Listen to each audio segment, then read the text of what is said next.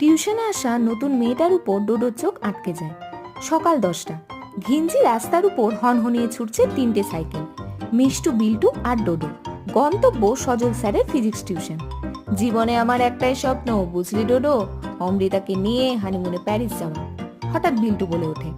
আর আমার স্বপ্ন সকাল 8টার ট্রেনে কলকাতায় মামার বাড়ি যাওয়া। ডোডো নিরসভাবে উত্তর দেয়। বিল্টু এবার কয়েক পা পিছিয়ে থাকা মিষ্টুকে জিজ্ঞেস করে, আর তোর ড্রিম কিরে মিষ্টু? নিশ্চয়ই রামুর মতো কোনো ইন্টেলিজেন্ট বয়ফ্রেন্ড পাতানো।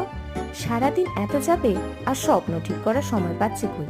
যেদিকে নিয়ে যাচ্ছে ভাগ্য সেদিকেই যাচ্ছে, মিষ্টু উত্তর দেয়। অতঃপর 3 মূর্তি ফিজিক্স টিউশনে পদার্পণ করে। মিষ্টু আগে গিয়ে সুমনার পাশে বসে। বিল্টু চোখের ইশারায় সবার প্রথম অমৃতার সাথে ডোডোর পরিচয় ঘটিয়ে এক বিশাল দায়িত্ব সম্পন্ন করে।